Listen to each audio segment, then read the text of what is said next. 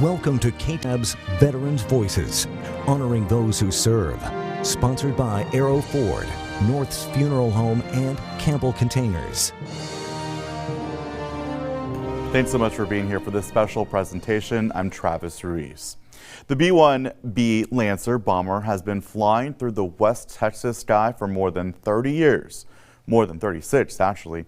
And for the crews who fly and maintain them, being a part of the B-1 team can develop into a family atmosphere. The B-1 Association meeting in Abilene with many stories to tell, from training at Dyess Air Force Base to active duty missions around the world. KTAB's Miriam Chamberlain heard from a veteran who remembers where he was on 9/11/2001.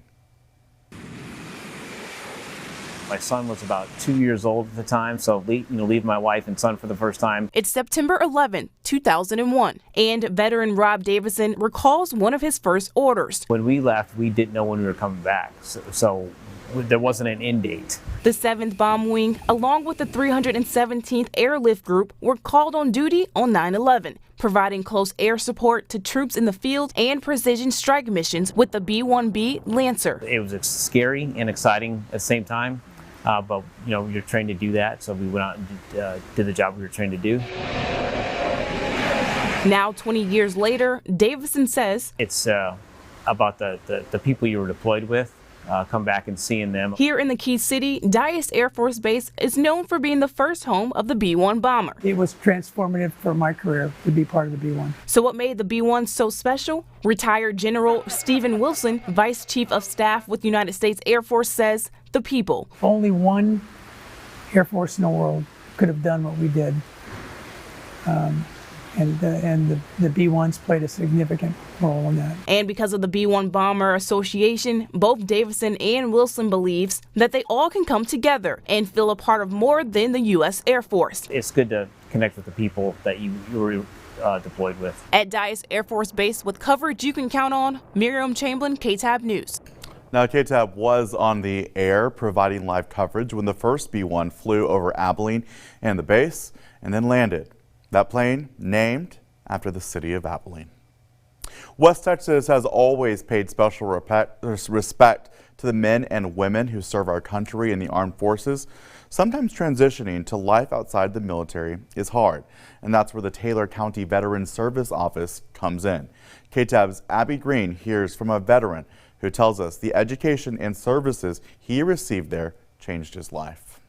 Local veteran Raymond Carter enjoys playing chess at the Leaf, where he says not only does he feel comfortable, but he can also enjoy the company of other vets. But comfort hasn't always been the norm in his life. For over 20 years, nobody really cared. I'm just a guy that's had some problems. During his time serving, Carter faced multiple traumas, ultimately leading to a difficult road to normalcy when his time serving was complete. But there was a light at the end of the tunnel. These guys were like a light in the dark. They grab my hand, they say, "Follow me, we'll help you." Guys he found at the Taylor County Veterans Service Office, where he was not only able to share his story, but also learn the benefits of his service. Having those people here to help me in that way, I have no words to express the gratitude that I've got. Director at the Taylor County Veterans Service Office, Brian Massey, also served and uses his own experiences to guide the vets at the office. It led me to want to help vets that are in need of help and don't know where to go and don't know where else to turn. Massey says the office aims to point them in the right direction. In 20 years, I did not even know that a Veterans Service Office existed. Making sure vets like Carter are aware of the benefits they rightfully earned. With coverage you can count on, Abby Green, KTAB News. All right, we're just getting started here on our Veterans Voices special. Up next, how our community is honoring some World War II veterans. Veterans Voices, honoring those who serve, continues on KTAB News. A World War II veteran from Notch City had the flight of his dreams earlier this year. Literally. A nonprofit called Dream Flights provides airplane rides to vets in war-era planes. And it landed in the big country to give this veteran a chance to reminisce. KTAB's Mercedes Hernandez was there as he prepared for liftoff.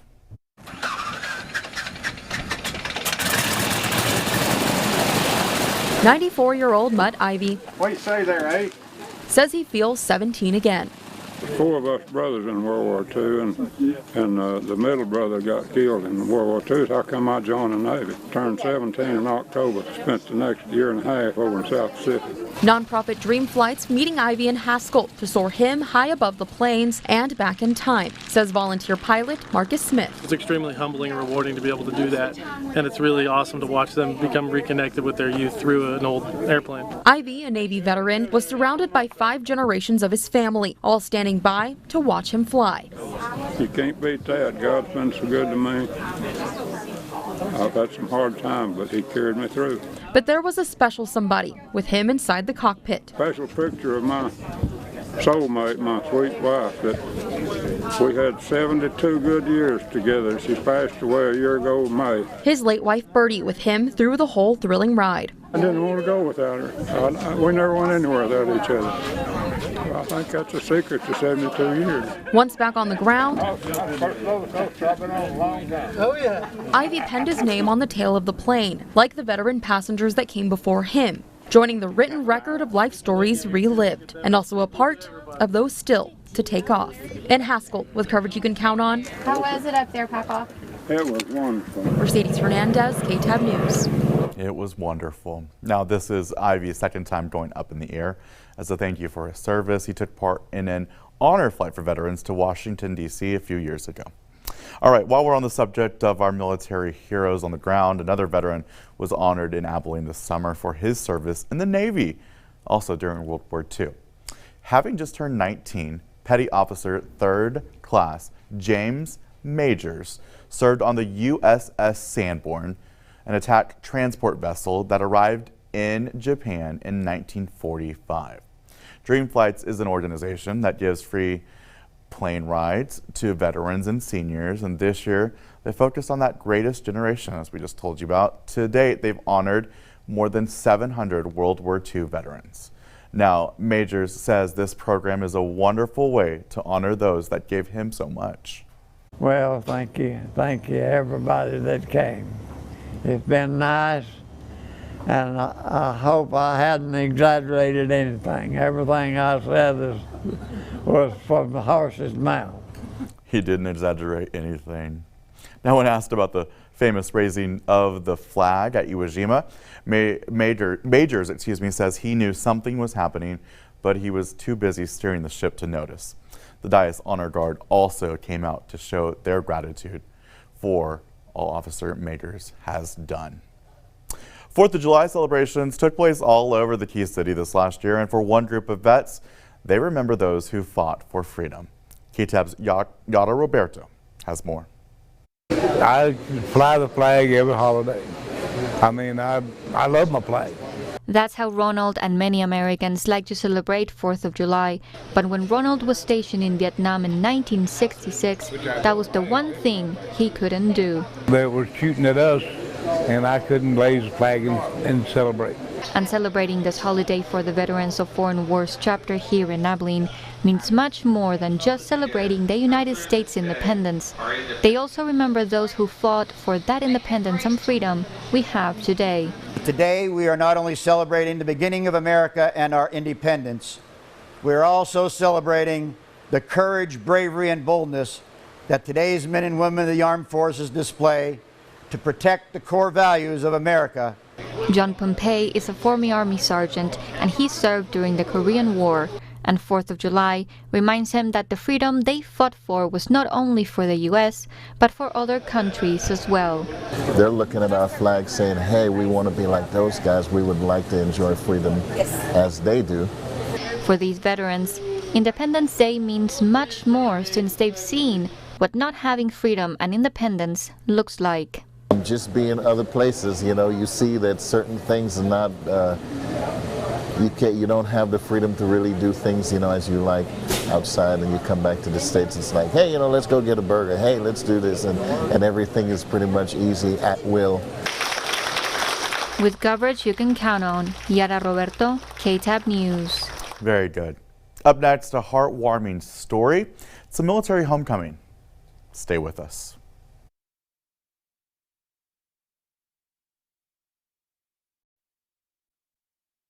Veterans Voices, honoring those who serve, continues on KTAB News. For military families, getting home after a deployment is always special. An Abilene family shared that moment earlier this year, and KTAB's Miriam Chamberlain followed along with the family for the whole surprise celebration. This was back in July.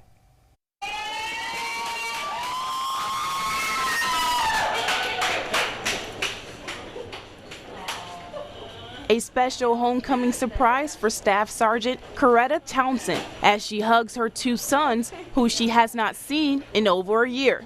It feels amazing. Like, I know the sacrifice that I make is like for them, so being back with them is amazing. Since being deployed in Turkey during the pandemic, her mother, Valerie Jackson, has been taking care of her boys. I was scared, I was worried, and this is her second deploy, so it's not the first, so it was hard for me to let her go. Before arriving at the airport, Townsend's oldest son tells us, I miss her so much.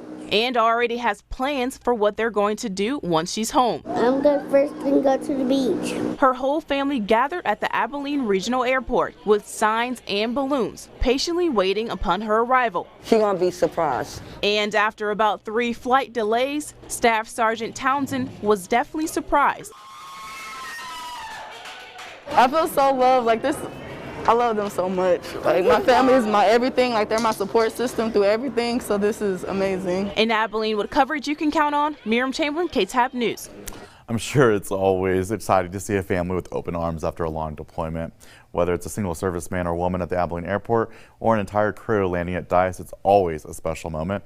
And one of the rest of us, we all thank you for your service. Well, when we hear of men and women in the military being wounded in action, a physical injury is usually what we think of first. But there are certainly mental and emotional problems in the ranks, and not always caused by being on duty. And for that, the Department of Defense has the Wounded Warrior Program. KTAB's Tyler Henderson was at Dice Air Force Base as the program was explained to current and retired personnel.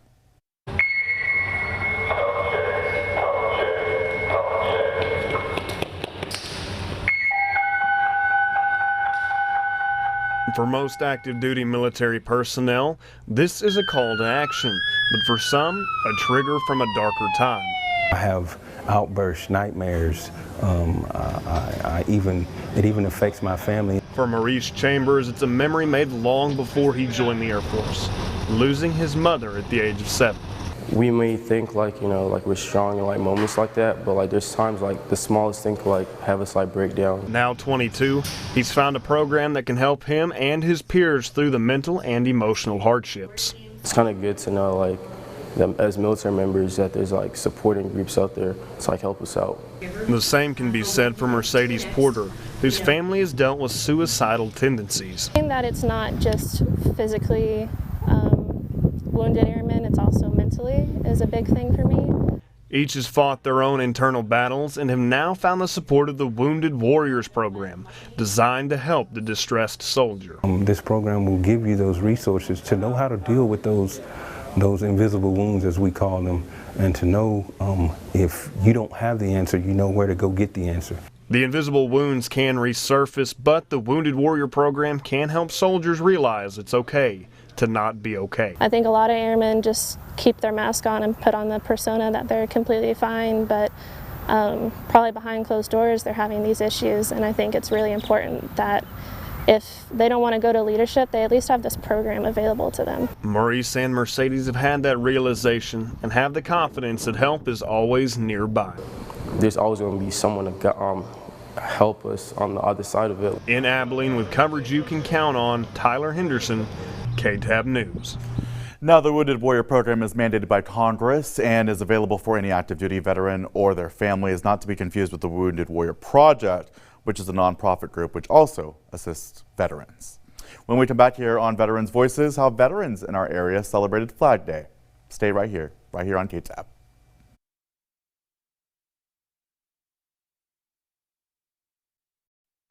Veterans Voices, honoring those who serve, continues on KTAB News. And Flag Day is the holiday commemorating the adoption of the Stars and Stripes as the symbol of the United States that was on June 14th, 1777. Civilian and military from the community paying tribute to the men and women from Dyess Air Force Base who have died defending our freedom. Abby Green was at Dyess Memorial Park where the flag was honored. An emotional time for many. My two crew chiefs, Senior Airman Pamela Myers, Airman Mark Allen Diezerzak. Retired Air Force Master Sergeant Joe Alcala visited Dyess Memorial Park. And of course all the other folks that are there, and we lost them all. And that's my reason for being here. Ones who were on an aircraft going to Turkey in April of 1982 when they went down. Remembering those he knew personally from his days of service. Seeing what the Stars and Stripes represents, the freedoms that we enjoy as Americans every day. On Flag Day, Americans reflect that freedom doesn't come free. U.S. Air Force member Mark Umfleet says there's a price to pay. And as military veterans, as active service members that we have today, the men and women that wear this uniform, and ultimately to project the flag and what the message it stands for. And some Abilene residents realize that, which is why people gathered at Dyess Memorial Park to honor the fallen soldiers and the U.S. flag. With coverage you can count on, Abby Green, KTAB News. Very good. All right, we're going to be right back in just a moment with how you can help those in need right here in our community.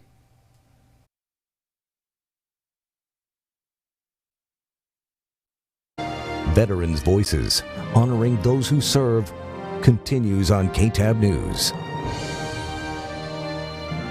For a parent with a child enlisted in the military, it's hard to watch them travel to new places, often alone. A program at Dyess aims to bring that familial feeling to servicemen and women who are facing their first assignment by giving them a home away from home. KTAB's Noah McKinney spoke with local families who've been spending time with their adopted airmen. Moving away from home can be difficult. I never lived on my own at all. I never had that experience, so it was brand new to me. And for Dyess airmen like Andre Vargas, a kind word can mean a lot. They're all homesick. It's their first assignment away, and they want home-cooked meals and just maybe some support. Retired Base Commander Colonel Michael Bob Starr helped bring the Home Away from Home program to Dyess in 2017. Another base had started it, and I loved it and wanted to start it here. He and his wife Angela began hosting 3 airmen just 1 month ago. This is such an easy program. The things you're going to do with the airmen are the things that you enjoy. The same process that matched Andre with the Stars brought Jet Casares and Matt Budden to the O'Briens. Definitely different than my family. They're a lot more vocal. But they're awesome, very good people. Usually I walk in, I get shot by a Nerf gun, and then we have a good meal. And then we just hang around. And sometimes we take trips. Jet comes to Dyess from South Padre, but says he's seen more of Texas than ever with the O'Briens. They've just helped me explore. I've never been to Waco before, and it was an awesome experience. I've never been to Frederick's before. Awesome experience. There's only been one weekend since that initial weekend that we've had without either of them. It's just kind of become family at this point. I think Sam's learning a little bit about Air Force life. Yeah, because he wants to join the military. I think he's been able to see what it is real life. Giving the families a look into enlisted life and the airmen a connection to their community. I spend my weekends in my room and study, probably just listen to music. At first I didn't know a lot of things outside of Dyess, only bits and pieces from my shop. And so it was a great opportunity for me to explore what's out there, what Abilene can offer. So is this something that y'all think y'all would continue to do in the future? Oh yeah. Yes, absolutely. But they can't leave. Any family out there that is debating on whether or not they should join this program, please do so. Trust me, it'll bring a smile to some airmen's faces. For BigCountryHomepage.com, I'm Noah McKinney. All right, there are several airmen waiting to be paired with local families right now. If you want to get involved, you can find more information on BigCountryHomepage.com. Before we go, we want to be sure to thank all our veterans, all those who are serving now and all those who have served. Abilene's a great place, and it's full of those who are servants of our country, people who defend our freedom. From all of us here at KTAB, we're proud to call Abilene our home, and we thank you for your service. Thanks for being here. I'm Travis Reese.